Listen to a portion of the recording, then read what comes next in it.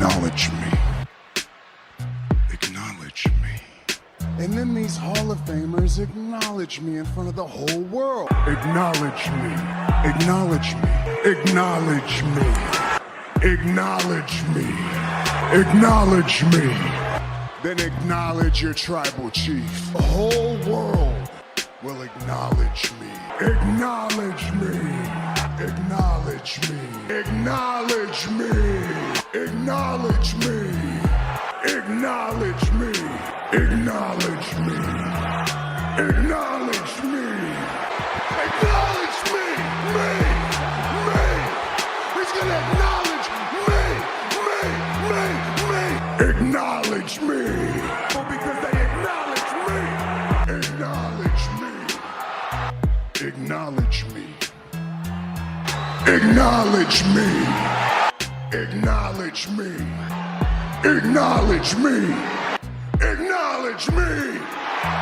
Acknowledge me. Acknowledge me. Acknowledge me. WrestleMania. Acknowledge me. Acknowledge me. Acknowledge me. Acknowledge me. Acknowledge me. Acknowledge me.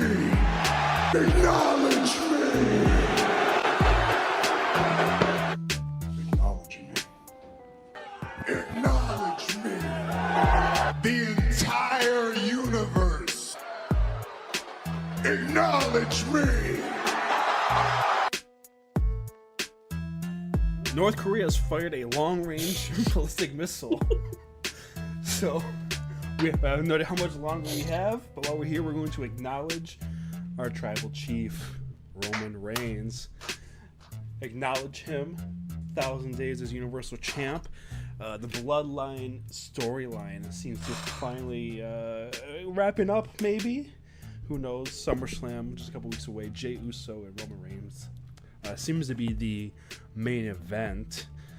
Yes. So now the big question is that I have is what is next for the big dog of WWE, Roman Reigns?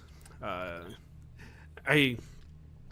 think we're both in agreement here that if he does not drop the title on at SummerSlam, which I think is highly unlikely, I know you do as well.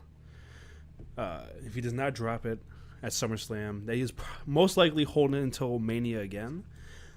That seems to be the direction they're going all along, and they have yet to diverge off of that course, so I don't see any reason for them to do it now. Because if they were to do it, they would have done it at WrestleMania 39. We've already covered that, though, so I'm not going to get all pissed off and heated about that again. So, I've noticed, and some people have already said it on Twitter, it looks like the Triple H regime right now, it almost seems like they've had a lot of storylines planned out from last SummerSlam. If not last SummerSlam, this past Mania. Which is why, LA Knight didn't win Money in the Bank. Which is why Cody didn't beat Roman at Mania. All these other things. Which, if that's the case, I have no problem with it. And you're not gonna have Roman lose it to Jey Uso. Sorry, I know that the Usos have kind of came into their own again recently. Yeah. I'm still a little confused at people calling them the greatest, not only WWE tag team of all time, but greatest tag team of all time. That doesn't sit right with me. But when someone's at the forefront, of course you're going to recognize them more. But I think in a few years, in hindsight, yeah, they're in the top 10, not the top. I also don't think either Uso can really carry a singles title. I think what they're doing now is good, but it's because Roman's involved. I think once you get the Usos kind of separated from Roman, Yeah. I just don't. I don't see them being single stars. I see them going back to teaming with themselves, maybe having a Eddie Guerrero, Rey Mysterio type match at a WrestleMania, a respect one.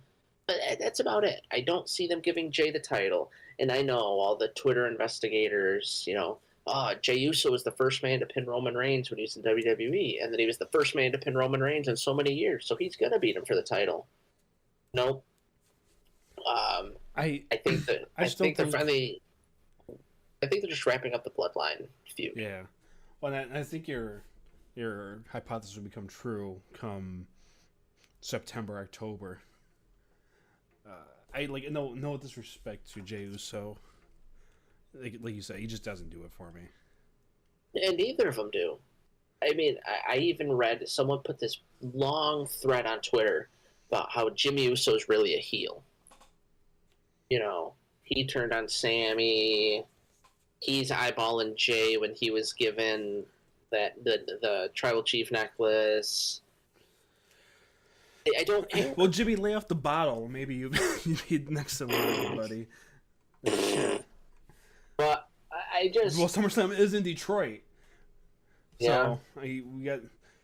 Stay out of Greek Town. And the other thing I've seen is...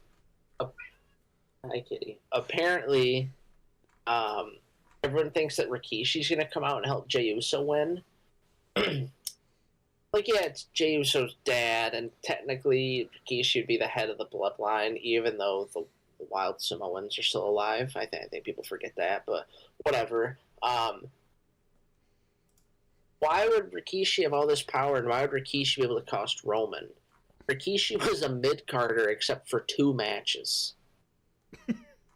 He was a tag team and intercontinental guy. What did he do besides his one feud with Brock, which was early on in Brock's run, and that main event feud where I did it for the Walk? Again, nothing against Rikishi, but why? He fell off the Hell in the Cell, Logan. I put Rikishi, and I mentioned this on our last one, and this is just a small tangent. I put him with Val Venus and Gangrel as to why do people remember them so much better than they actually were. Nostalgia. Yeah, it's one of the main reasons I hate the Attitude Era. Those 3 were fine. They were good hands. People remember them so much more than they were. The Attitude Era was very top-heavy. Yeah. Like, well, I think wrestling now, the mid-card now, is a lot stronger than it was then. 100%. That's a hot take right there. Well, and it bugs me, too, that those 3 are remembered. But people shit on X-Pac, people shit on Test, and nobody remembers D'Lo Brown. I think those 3 are better than the 3 I previously mentioned. But again, that's my opinion. I guess if people want to be wrong, they can be wrong. But I just don't know why, since The Rock clearly isn't getting involved. I guess a lot of people, again on Twitter, think that The Rock's going to come back because he's quote-unquote bombing. I've already kind of went on this rant. I don't remember if it was on the podcast or if it was just to you. Of course, the XFL lost money. No new business with that amount of people under contract is going to gain money. They're going to lose money because the advertising, because renting the stadiums, leasing the stadiums, whatever you want to call it, handing out player contracts, handing out coach contracts.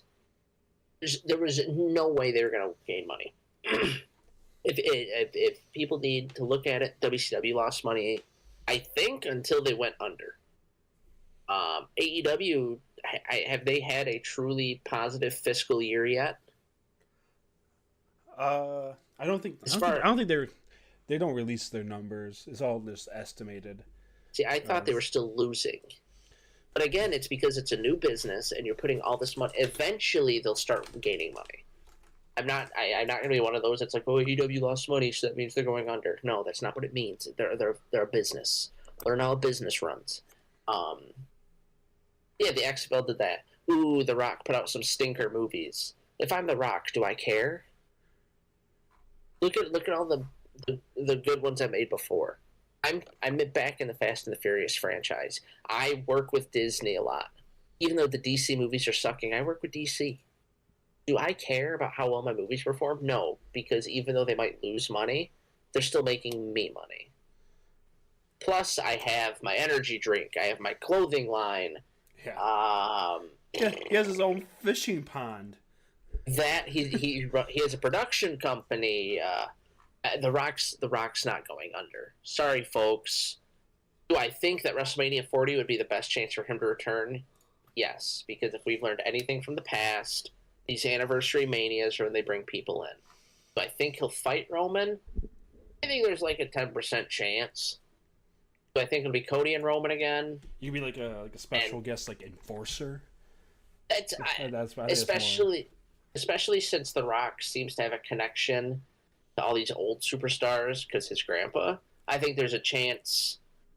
Do you remember when the Shield was fighting Evolution and they brought Ric Flair out and he's like, "Oh man, the team I'm supporting has a mastermind leading it, a crazy lunatic at his helm, and one of the strongest wrestlers today.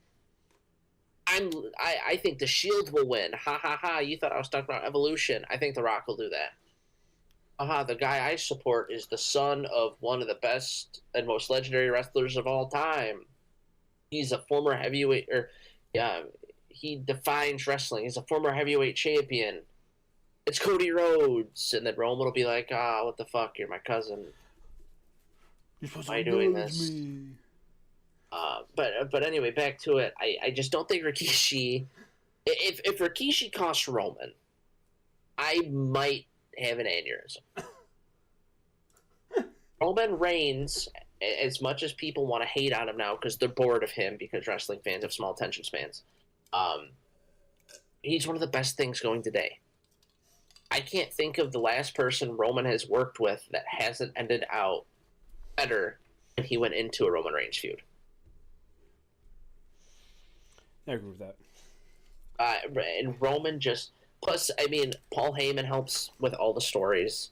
Besides Paul Heyman, you got Triple H heavily involved. That's two of the better minds in the business today. Roman seems to have a good mind, which is why he didn't want to work with Bray Wyatt. It just... I don't see why fans don't like Roman. I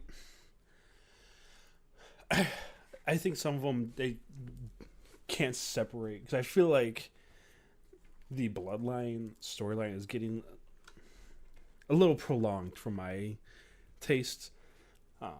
It's still very good, but I still believe Roman is having the best matches in the world right now, WWE and AEW included.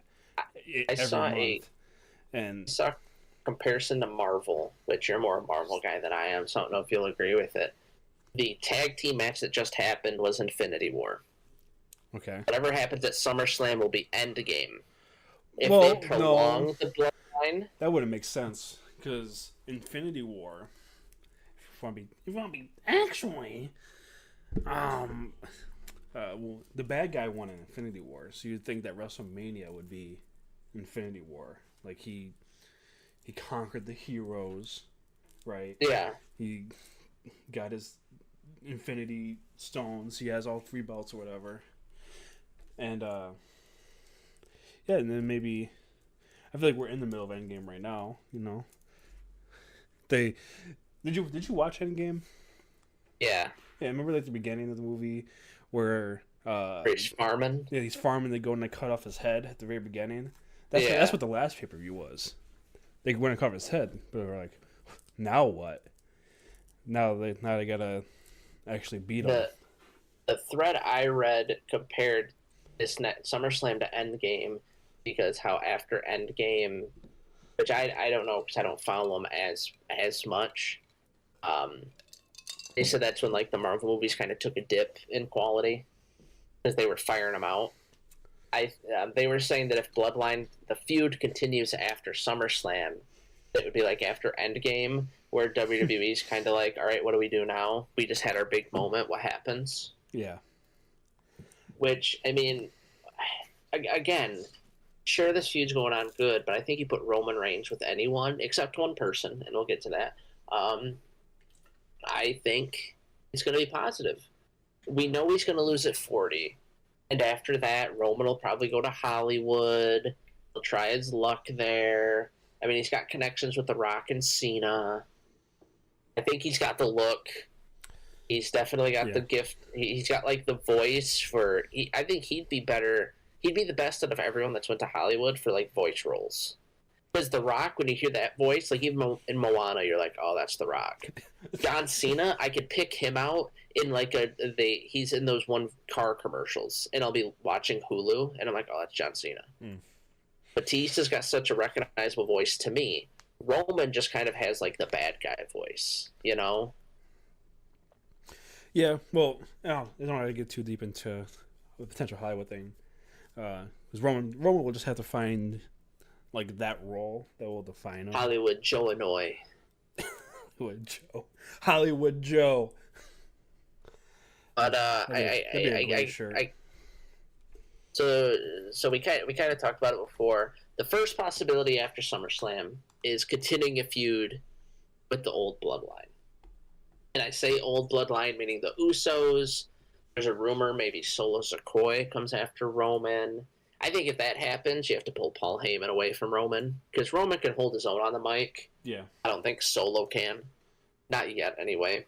I also read, I was telling you, there's Lance Anoy and Jacob Fatu. Jacob Fatu is, of course, the Samoan Werewolf. He was an MLW.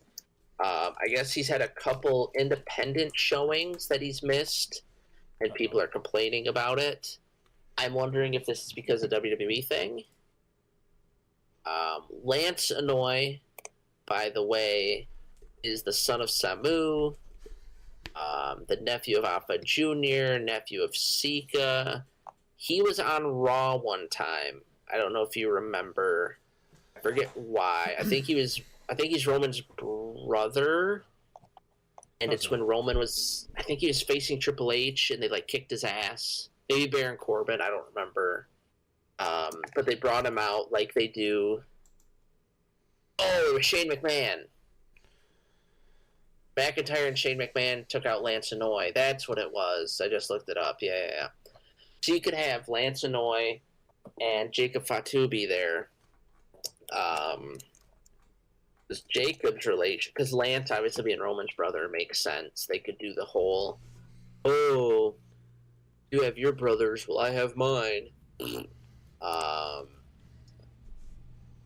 And so Jacob Fatu is Rikishi's nephew, cousin of the Usos, Solo, Roman. He's the son of the Tonga kid. So that works out, because then he's kind of just a member, like a team with Roman. I've also seen he was in our World Cup.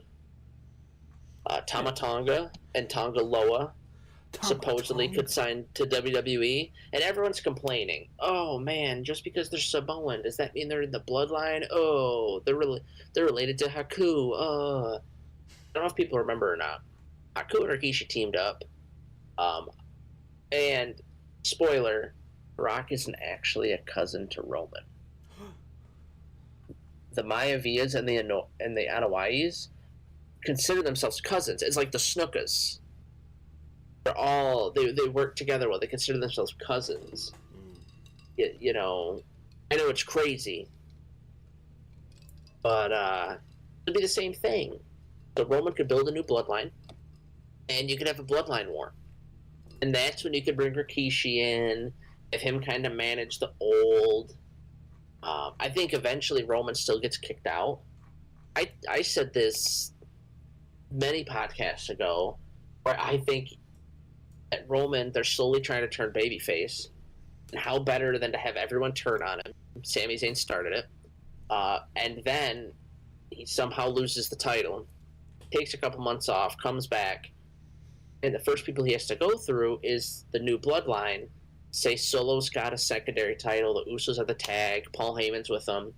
Roman has to beat them. You figure that's 6 months right there. Yeah. That leads, and then he could start the Rumble off at like 4, win it, and then finally win the title. And there he could finally have a coronation at Mania, where he's the baby face and fans are finally behind him. Will that happen? That's the long con that they've been trying to pull since 2012, 2013. God damn! Yeah, it has been. It's been a long time. He's been the Project John Cena replacement. Yeah, we were freshmen in college. The first year they had him in the main event. They sent Seth out there. Oh my goodness, this has been going on a long time. Yeah, probably needs to stop. But anyway, you know, you move away from the bloodline stuff. There's a lot you could do. You could have Paul Heyman lead, Usos, Solo, a bunch of others against Roman. Have Roman be that guy that's like, I built this, I need to tear it down. That'd be kind of cool. Yeah. But you move away from the Bloodline stuff. Obviously, the next one in line is Cody. There's still speculation Cody will win the Rumble again, which I don't know what that would accomplish. Yeah, And he can't win the Rumble again. My idea. You can get him into the title picture without him winning the Rumble.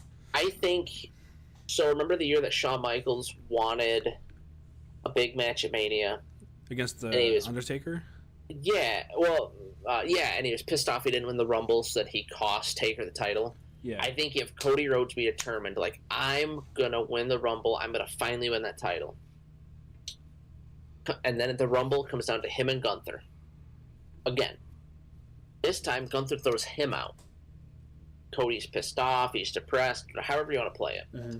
Gunther then challenges for the World Heavyweight title, leaving Roman's title open. Elimination Chamber match. Cody takes someone out. Cody does some finagling. Cody gets entered in that. Cody wins. And that's when he challenges Roman. Yeah, that's perfect. Yeah, that's all you have to do. Yeah. I don't think Cody needs to win back-to-back. He can fucking there's no... no. Hogan... I think the fact that Hogan, Michaels, and Austin are the only ones to win back-to-back... Again, no disrespect to Cody. Love Cody. I've met him. Love him. He's not on their level.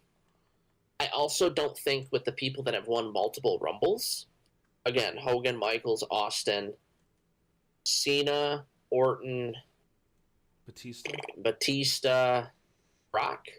Yeah, that sounds right. He's not on their level either. Not yet. Maybe in a couple years, I'll change my tune. Maybe when you just can't. You saw his promo yesterday, right? Did he solve racism again? No, he was talking about Brock Lesnar, and that everybody has a Brock Lesnar in their life.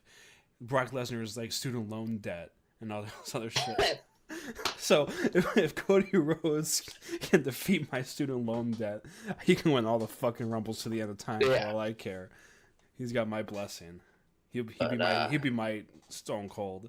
I mean, I think Cody's the obvious one that's going to beat him. It's got to be, right? Like, and I said this when he lost. Dork. I said this when he lost. They're setting up for hard times. Yeah. Dusty lost to Rick. Dusty had to climb back up. He beat Rick. Who's closest to Ric Flair right now? Roman, because of how long he's held the title. So when Cody finally beats him at 40, he can celebrate. Maybe AEW will let Dustin be there to celebrate. I don't know. Probably not. But, Cody is the obvious. The not obvious, I've heard both Orton and Cena. Okay. I don't know how you do Cena again, because Cena already tried to come back and beat him. Granted, when he came back, did he push it as, I want to win my 17th title? Or was he essentially like, ooh, Roman, you're a bully, I'm going to stop you? Because if they push it for the title, I think it makes a little more sense. Because then fans will get behind him, because like I've said, it's cool to hate on Ric Flair. So it's the coolest thing he can do to hate on Ric Flair, have someone beat his record. I don't remember. Didn't he have a shirt made? Wasn't it like 17 times, and everyone thought it was going to happen, and then he lost? No, I thought the shirt was like Summer of Cena.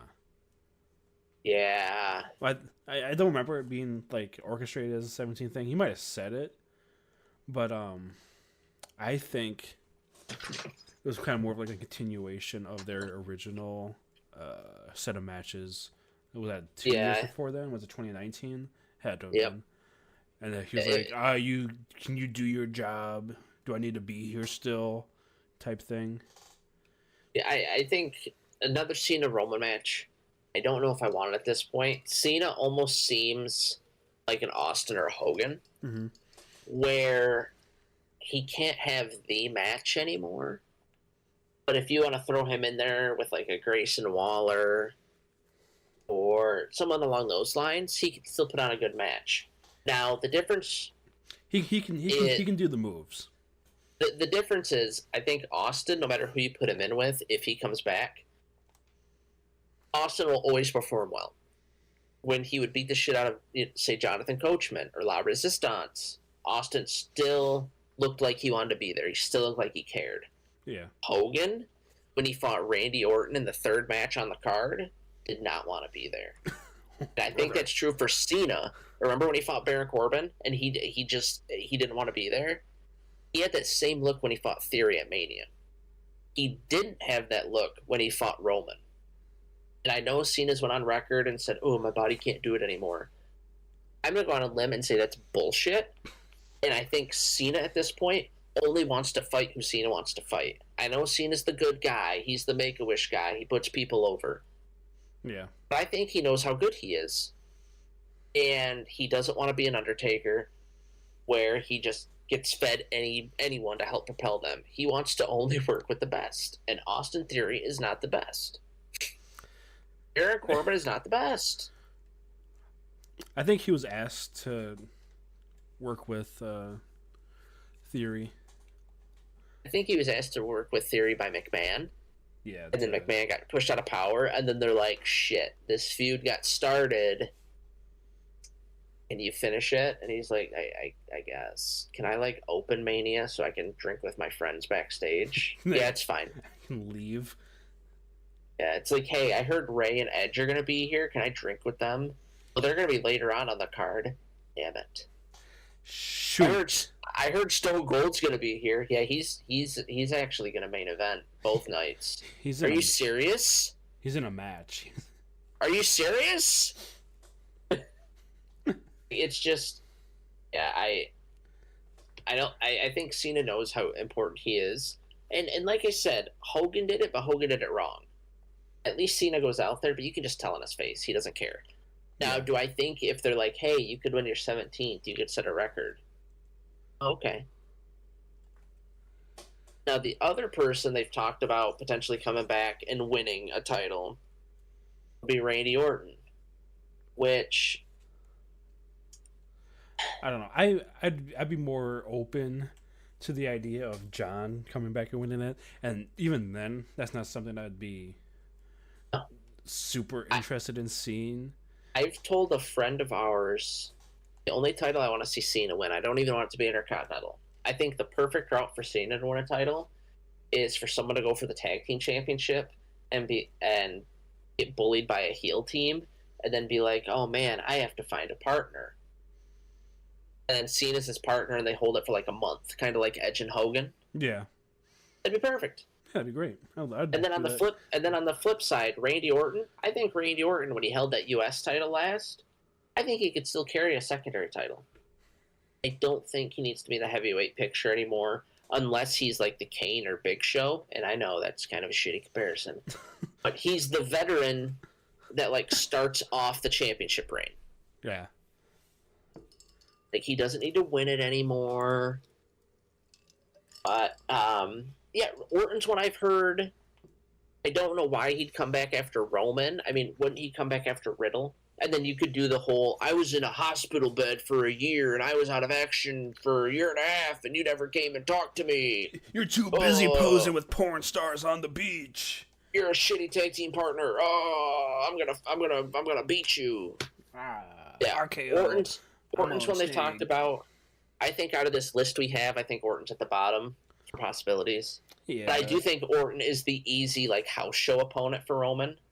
Sure. Like how lately I've noticed it's been Rey Mysterio. Like, Madison Square Garden, who's Roman facing? Oh, Rey Mysterio, okay. And I didn't understand why until that UFC show when Rey got, like, the loudest ovation of everyone. I forget Rey is that popular. Yeah, he's popular with casual fans, for sure.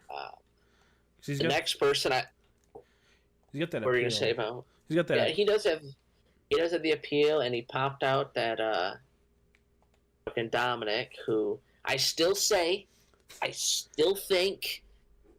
Dominic's gonna cost Rhea.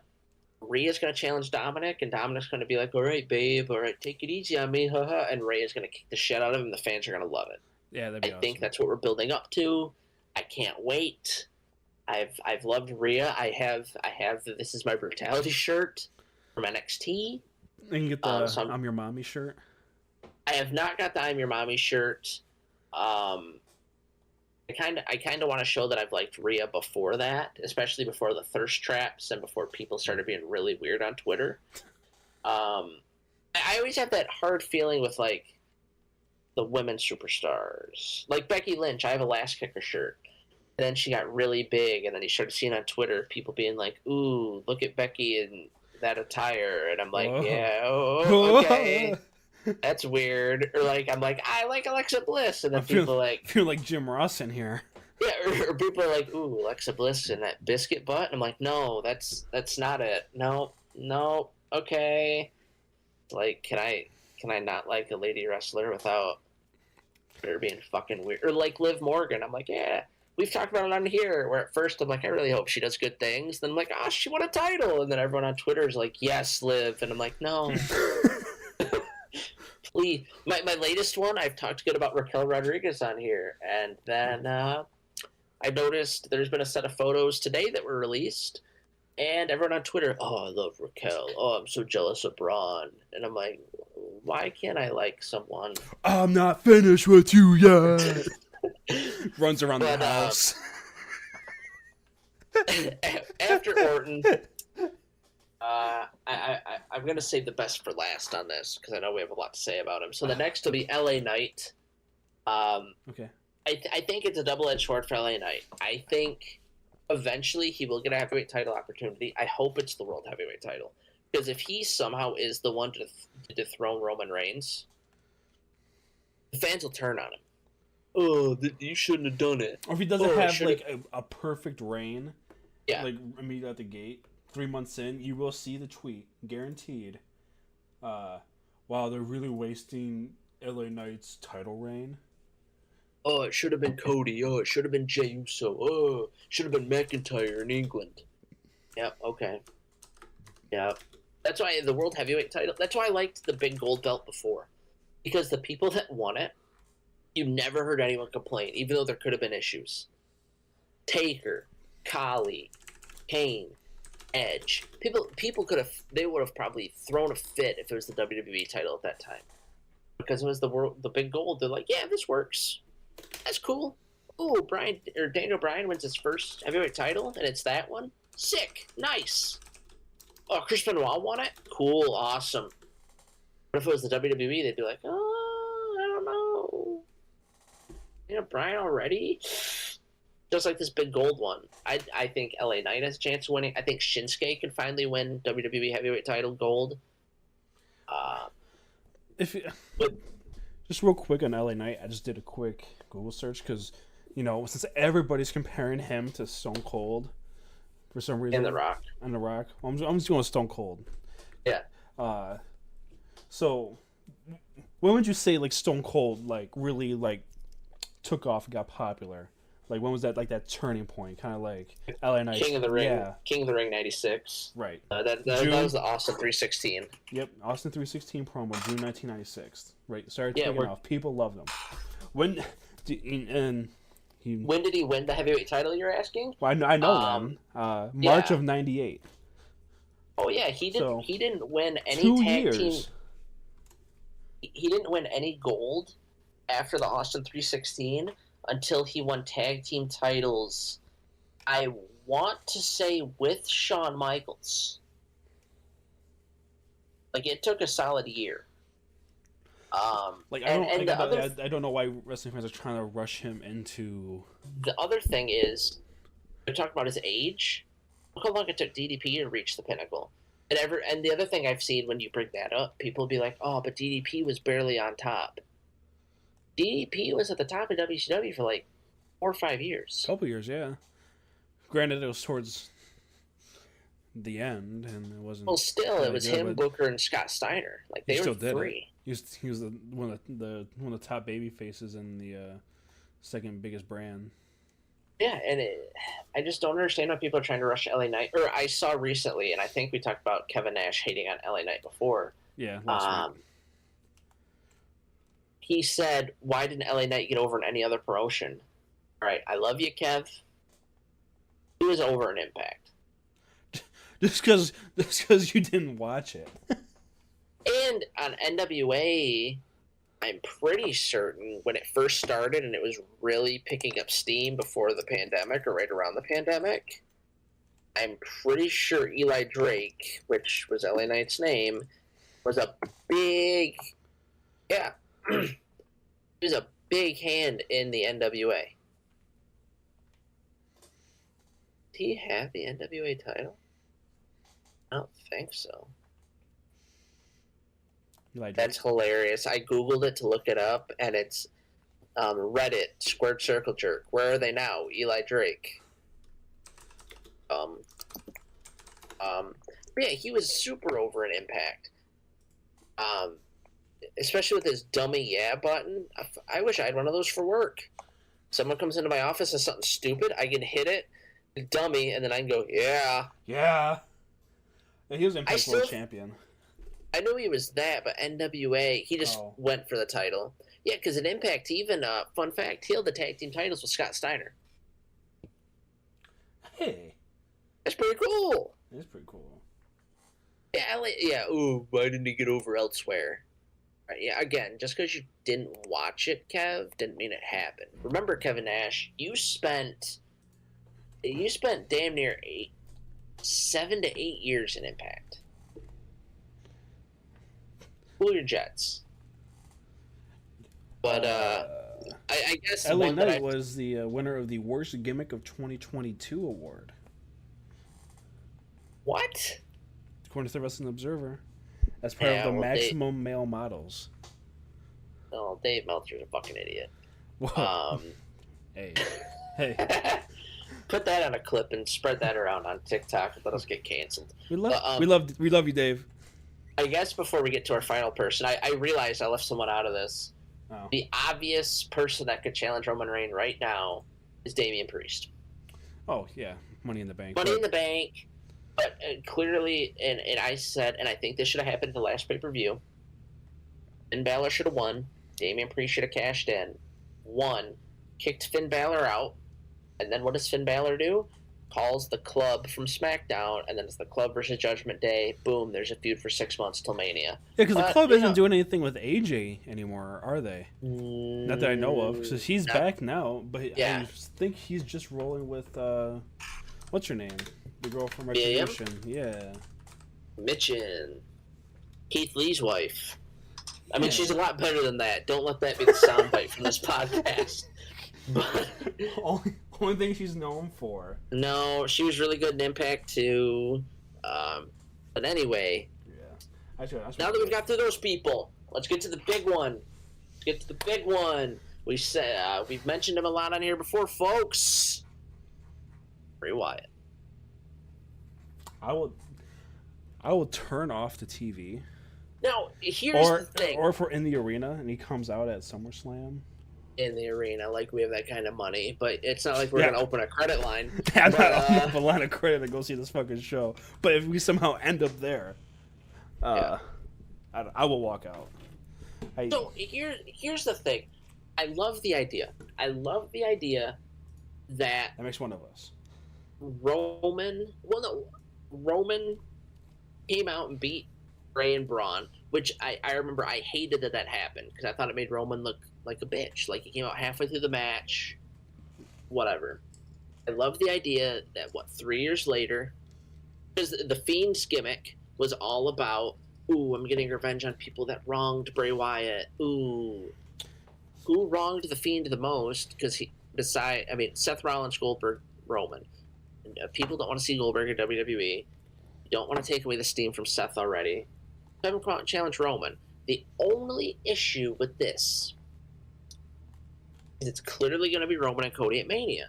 Yeah. So what, you're going to have Roman beat the Fiend again? Yeah! Let's do it. Fuck him. I already told you, and I described it beforehand. Have Bray Wyatt somehow challenge Roman, just normal Bray Wyatt, even though apparently that gimmick didn't work, even though he only got to do it one time. Even Triple H isn't perfect, whatever. Have Bray Wyatt come out, hey, you ruined my life. You took the title from me. I want to challenge you. Roman laugh at him. Paul Heyman laugh at him. And then Bray Wyatt do some convincing. Roman versus Bray Wyatt. Roman introduces a submission hold. Bray Wyatt laughs and he laughs and he laughs. Lights go out. Roman's only there in the ring. Paul Heyman's on the outside. They're like, what the fuck happened? Then it looks, and then all of a sudden you hear that laughing from the Fiend. Shoot to the Titantron. Bray Wyatt in the Firefly Funhouse. And then Bray just like lean in and go, he's here. Then you could set up a Fiend versus Roman match. I wouldn't have Roman straight up win. I don't know how I'd do it. He'd have to beat the Fiend. But still, it would introduce the Fiend in a more organic way than, hey, remember that you beat me 3 years ago? I kind of want my title back. Because he never tried to get revenge on Goldberg. He never tried to get revenge on Seth. So why would he just out of the blue 3 years later? It's kind of like when Taker returned against Brock. And he's like, you beat me. I want revenge. Like that kind of thing. Yeah. You beat me a year and a half ago, and I'm here. And I'm going to kick you in the nuts. But, yeah, it's just... they could definitely do this right. I'm not saying I'd be like a super fan of it, but I like the idea that they're tying it back. You know, that's one good thing about Triple H. He has this continuity. Mm-hmm. I think they could really fuck it up, yes. Do I think they have a chance to make it good? Yes. Do I think that after the Bloodline, Roman should face Bray? No. What you should do is have a cooler. Typically, for those that watch, if you haven't caught on, normally when someone wins a title, you have that I don't want to say joke feud, but it's usually like Dolph Ziggler, Miz, Kane, Big Show. And then they go into a bigger feud. Dan O'Brien, CM Punk, Undertaker, whatever. Mm-hmm. And that usually lasts 6 months. Then you have kind of a cooler feud for a month. And then they go into their next big feud. You have that one that cools it down so that way you can have the mid-card feuds build up steam.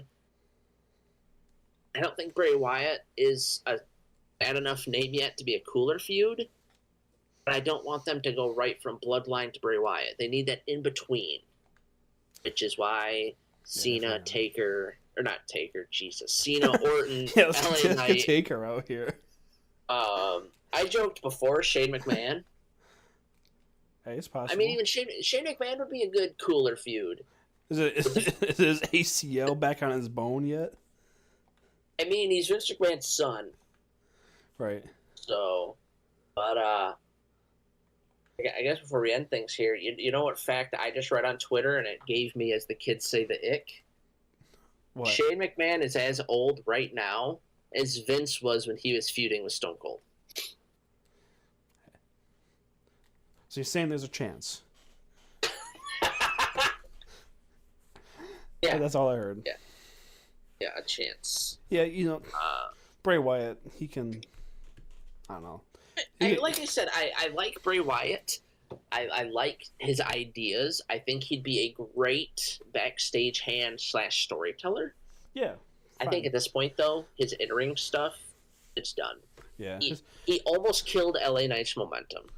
His characters have overstayed his welcome. He's overstayed his welcome. The Fiend is supposed to be dead. He said that. We did a podcast. I was pissed. I did the one on the Wyatt 7.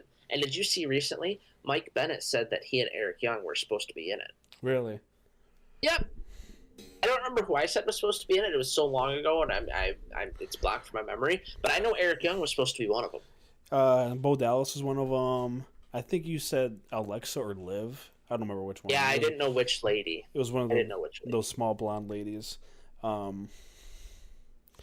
But still, no offense to Bray the person. I know he's kind of going through. He's going through it right now.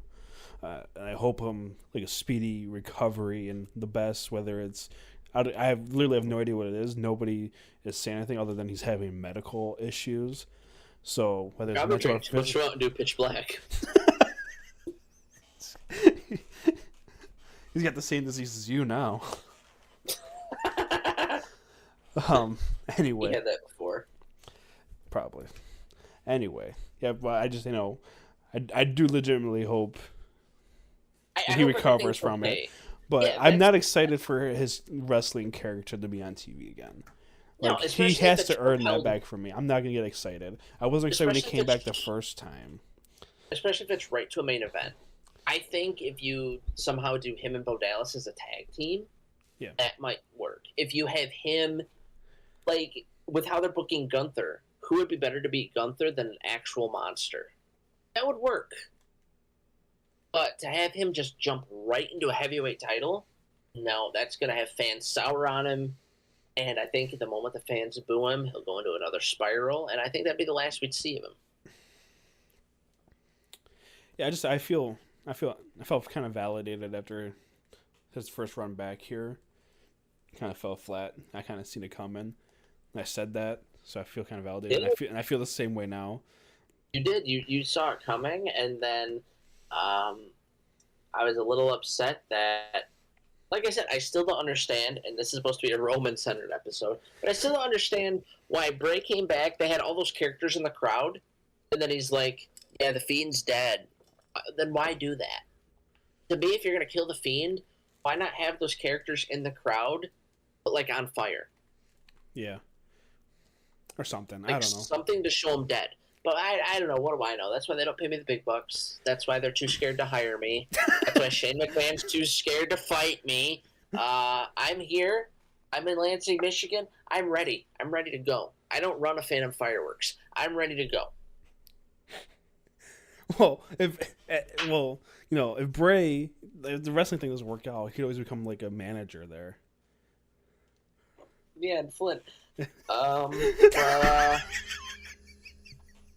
But I think that's a good spot to wrap it up. Clearly, Roman Reigns has a lot of possible opponents, and there's others that we didn't even list. Yeah, clearly. I mean, there's a lot on the roster. There's people they could bring in from, like I mentioned, Tama Tonga is a rumor to be signed from New Japan. There's all sorts of people. Who knows? But we both said it earlier. We think Roman Reigns, no matter what he's doing. People say it about Kenny Omega all the time, but I think whatever you plug Roman Reigns into, it's gonna work. It's match of the month to be considered match of the year. And I know it might not be the most technically sound, but still, you're glued to the TV. There's a reason why we have conventions, 2 of them, the week of SummerSlam weekend, and we're booking ourselves around SummerSlam. Last year, we went to StarCast. We talked about going to SummerSlam. We talked about watching at the hotel. We also were like, what if we get dinner during SummerSlam? Like, we didn't care. But it's at the point now where Roman Reigns has us glued to our seats. Paul Heyman has us glued to our seats. We have to acknowledge him.